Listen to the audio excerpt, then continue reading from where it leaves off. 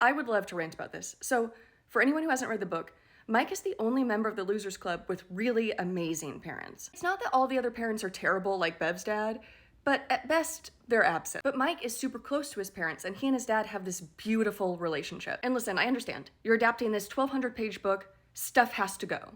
But I don't understand looking at this beautiful father-son relationship and going, okay, how do I fit this in? Oh, I know, I'll just cut it completely and turn it into a jump scare. Which I would say is a critique I have of Andy Muschietti's filmmaking as a whole. I think he plans out jump scares before he plans out story structure, and then he ends up wedged in a hole where the jump scare hasn't propelled the plot forward. So we get hands popping out of a door. And then what? Because Andy, you could have done Big Bird. You love bad CGI. You could have done a big bad CGI bird. You would have loved that. We temporarily moved the cat tree for streaming, and I keep feeling like I have to fill this space with my head, like the cat tree tied the room together.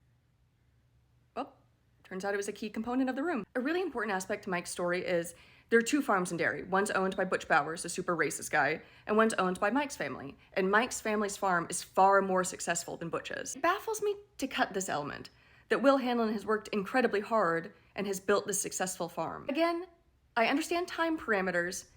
I don't understand gutting story elements. Then there's the aspect of making Ben the kid who's obsessed with history, which is Mike's whole thing. In the book, Will and Mike share the sweet thing where Will is obsessed with Derry's history. So he'll write little notes to Mike and send him around town to go explore different areas of the town. And during one of these adventures, he's attacked by Pennywise as a big bird. Andy, you would have loved Big Bad CGI Bird. And this is another key element to Mike's character. He doesn't join the Losers Club. Someone fact check me on this. I don't have the print copy, I just have the audiobook.